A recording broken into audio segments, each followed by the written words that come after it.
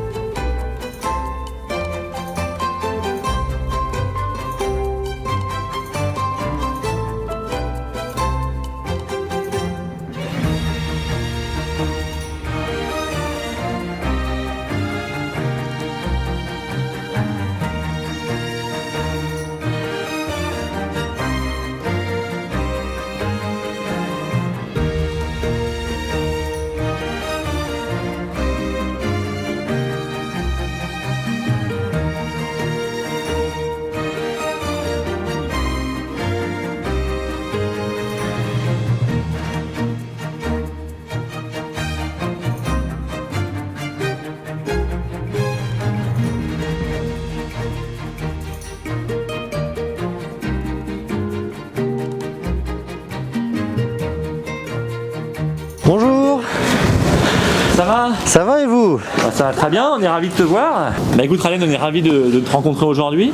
On a un peu envie de montrer à tous nos amis ce qui se passe sur les parcs pendant cette période de fermeture, parce qu'il se passe plein de choses. Donc bonjour à tous, je m'appelle Khaled, je suis cast member à la maintenance, donc je travaille à Disneyland Paris depuis une dizaine d'années. Alors je fais partie d'un département qui s'appelle Central Shop, ou les ateliers centraux, et où il y a 250 personnes, 250 artistes qui travaillent tous les jours à la maintenance des attractions, des bâtiments, des enseignes. Donc on a des menuisiers, des gens qui travaillent la résine, mais aussi des mécaniciens, des électromécaniciens, des peintres décorateurs, des décorateurs accessoiristes, et tout ce monde travaille tous les jours pendant les ouvertures de parc, mais surtout aussi la nuit, pour justement donner le meilleur d'eux-mêmes pour entretenir nos installations. En ce moment le parc est fermé, donc j'imagine que vous travaillez beaucoup de jours également, ça doit beaucoup vous aider. Est-ce que je peux te proposer de nous montrer un peu différents endroits dans le parc où vous travaillez en ce moment? Avec plaisir, allons-y. Allez, on te suit. Donc je voulais vous montrer un de nos programmes de réhabilitation qui s'appelle le Brush and Roll, qui veut dire littéralement brosse et rouleau, qu'on a lancé en 2014, en 2015, et l'idée c'était de repeindre les bas de façade et les hauts de façade à intervalles réguliers. Donc par exemple, ici nous repeignons cette façade entièrement, qui est repeint à peu près une fois tous les 3 ans, de nuit quand le parc est ouvert, pour essayer d'impacter le minimum l'expérience de nos guests, et on repeint plusieurs fois par an les bas de façade parce qu'ils sont un peu plus abîmés que les hauts de façade.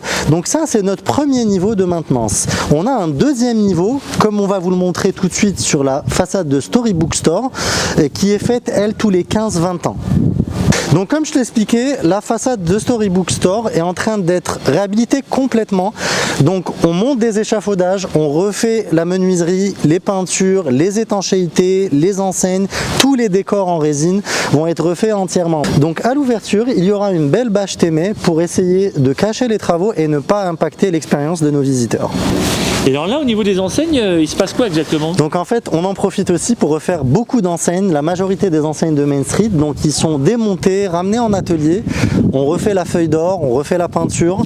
Vous voyez comme l'enseigne d'Emporium où il y a Emporium qui est écrit donc en feuille d'or. Donc tout ça est refait pendant la fermeture, on les démonte et on les remonte quand ils sont réalisés. Alors on en profite pendant la fermeture comme vous le voyez pour réhabiliter les extérieurs, mais nous n'avons pas oublié nos boutiques et nos restaurants. Donc nous allons visiter le restaurant Market House Delhi où on va voir nos techniciens en train de travailler dans les intérieurs parce que malheureusement aujourd'hui avec les températures on profite pour refaire les On va intérieurs. se réchauffer. Allez, on y va. Merci.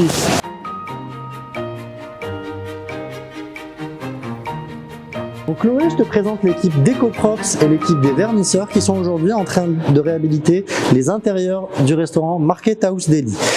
Bonjour Virginie. Comment vas-tu? Ça va. Donc explique-nous ce que tu es en train de faire aujourd'hui. Alors on est en pleine réhabilitation des props de Market House, en fait, qui avait besoin d'un petit rafraîchissement parce que c'est un lieu qui est ouvert en permanence, qui est ouvert très tôt le matin. Alors Market House, en fait, on est dans une épicerie américaine du début du XXe siècle, donc il y a plein d'accessoires qui représentent de la nourriture, des objets qu'on pouvait trouver dans ces endroits-là à l'époque. Et du coup, en fait, Jérôme est en train de réhabiliter des saucissons des faux saucissons. Et Audrey est en train de retoucher un cadre publicitaire en fait, qui se trouve derrière le comptoir. C'est quoi vos process pour travailler? Comment vous rénovez en fait ce que vous avez à restaurer?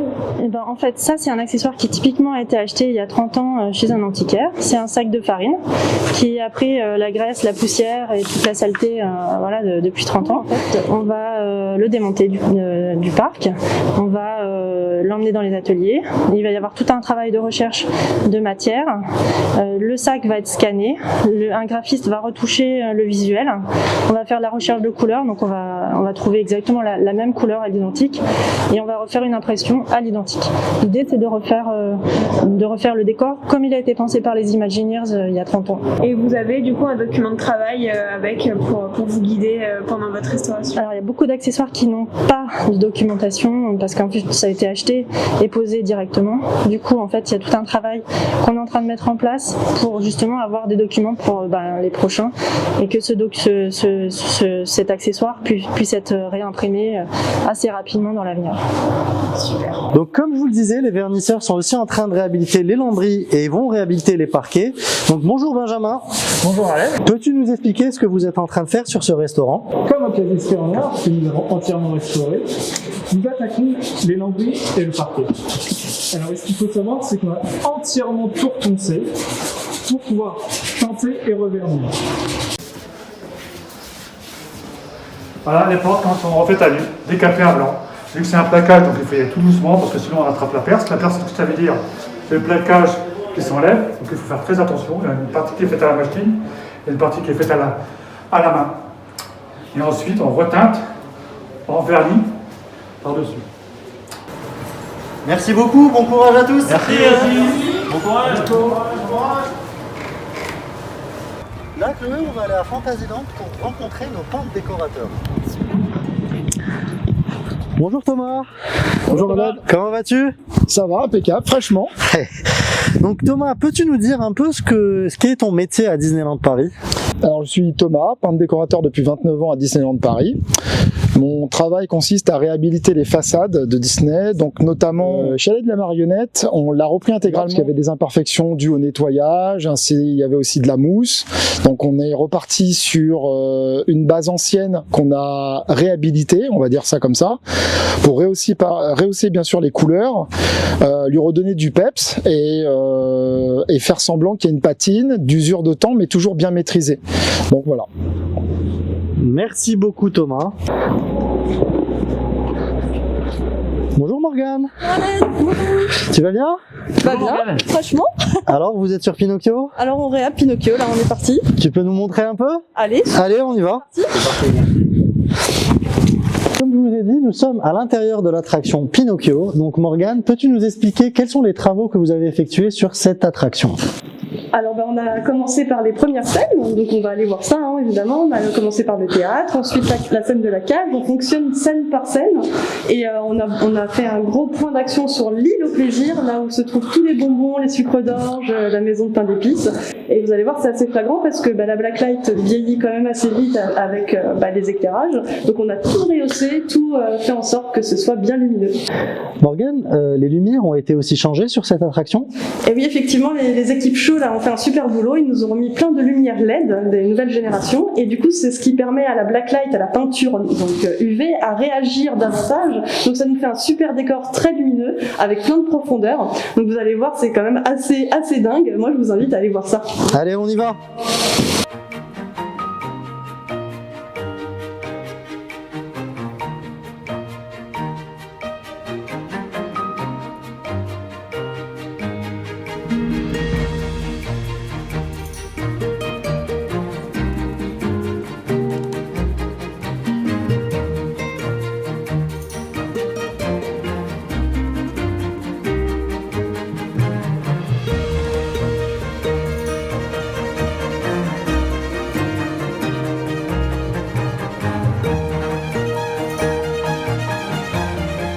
Alors nous voilà à présent sur donc la scène de l'île au plaisir de Pinocchio.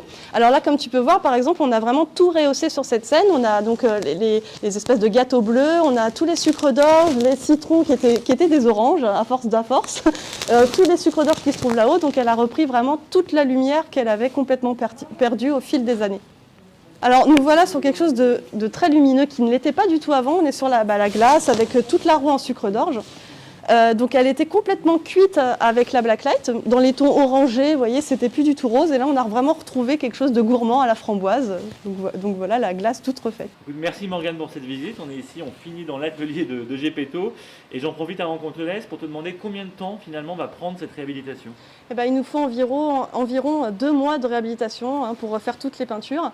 Et puis en plus, je vous donne une petite info. De base, cette réhab était prévue ultérieurement. Et là, on a profité de cette fermeture un peu obligée par cette malheureuse crise pour pouvoir donc refaire tout ça, tous les travaux possibles sur les attractions. Bon, donc, en tout cas, ça fera plaisir aux visiteurs quand ils reviendront. On a hâte de les retrouver, vivement, qu'ils puissent profiter de toutes ces belles attractions. Merci beaucoup Morgane, encore bravo. Je t'en prie, merci à toutes les équipes.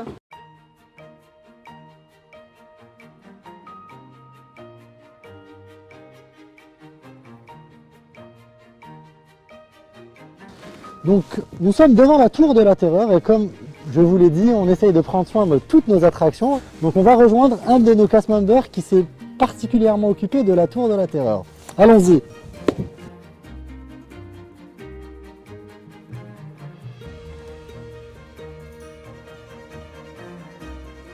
Bonjour Francky. Comment vas-tu? Alors, présente-toi et dis-nous ce que tu es en train de faire sur la Tour de la Terreur. Alors, actuellement, je m'appelle Francky, je suis peintre décorateur à figure finishing. Et là, je suis en train de retoucher quelques patines qu'on fait sur la tour. Donc les patines, ça consiste en fait à vieillir, à donner de l'âge à la tour.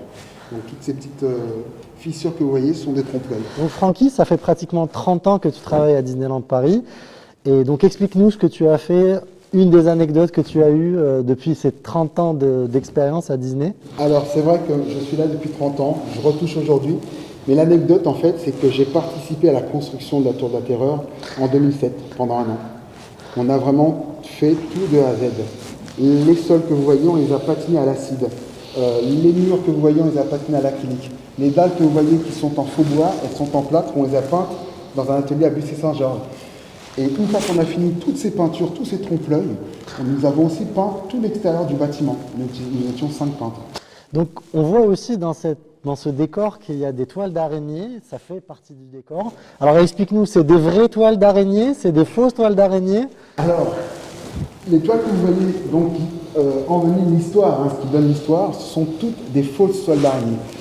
Après la peinture, on a pris 2 semaines pour faire toutes ces toiles avec un cahier des charges. On veut des toiles là. Donc toutes ces toiles que vous voyez là, qu'on a faites à la main, sont de fausses toiles d'araignée. Alors, il y a une entité qui est essentielle à notre travail, c'est l'atelier décor, props. Ils ont chiné dans toute l'Europe tous les objets que vous voyez, qui sont d'époque. La plupart des objets sont vrais. Il y a peu de reproduction ici. Donc les objets ont été placés et nous on est venu les entoiler. Donc on travaille essentiellement beaucoup avec eux. Voilà. Les toiles sont fabriquées, donc je vous laisse imaginer, ce ne sont pas des vrais. Donc on travaille ça avec de la colle chaude. Donc le principe c'est qu'on a modifié un pistolet à colle en y amenant une arrivée d'air. Et l'effet cumulé de l'air et de la colle forme ce tissage. Merci beaucoup Francky, on va un peu avancer pour voir les autres endroits de la Tour de la Terreur. Très bien. Ah, petite anecdote sur ce point ici. Alors là, figure une ancienne pointeuse, hein, donc refaite à l'identique, hein, c'est même une qu'on a décrochée à l'époque. Et pour la petite touche, c'est qu'on a mis nos noms, tous les artistes peintres qui ont travaillé sur la tour, y compris la direction artistique américaine. Francky, peux-tu nous dire pour la tour comment ça s'est passé? Tout à fait. Alors, pour chaque objet que vous voyez posé, pour chaque patine qui ont été faites, il y a une direction artistique faite par WDI. Les imagineurs ont dessiné, ont imaginé l'attraction en 1939. Donc ce que vous voyez là, la chaise qui est posée là, c'est un choix de leur part. On ne peut pas la mettre autrement que ça. La patine qui est sur le coffre là, c'est leur direction artistique. On a suivi exactement ce qu'ils voulaient. L'entoilage que vous voyez, ce ne sont pas des toiles qu'on a mis au hasard. Elles nous ont été demandées, dessinées, on a même mis des croquis, et on a mis les toiles là où il fallait, et la quantité qu'il fallait. Donc tout ce que vous voyez là n'est pas dû au hasard. Quand on réhabilite, là pour le coup, on a dû enlever toutes les toiles qui étaient pleines de moutons, on a dû passer l'aspirateur nettoyer sans toucher au décor, et on est revenu entoiler avec un classeur, photo à l'appui. À la suite, on a été obligé de demander à WDI de venir valider ce qu'ils ont fait. Et ça, c'est valable pour tous les décors C'est valable pour tout Disney, du tous parc. les décors que vous voyez. Rien n'est dû à notre simple... voilà. C'est ça. Francky, Ralen, merci beaucoup à vous deux. Merci pour nous avoir présenté ce travail magnifique. Ralen, merci pour ce parcours et tout ce que tu nous as montré aujourd'hui. Il y a encore plein de projets sur lesquels j'espère on reviendra te voir dans les prochaines semaines. Et puis voilà, bon courage pour la suite. Merci à vous, à très bientôt pour nos visiteurs aussi. Et pour l'instant, moi et Francky, nous allons faire un petit tour dans la 4e dimension. À bientôt. Allez, bon courage. Au revoir.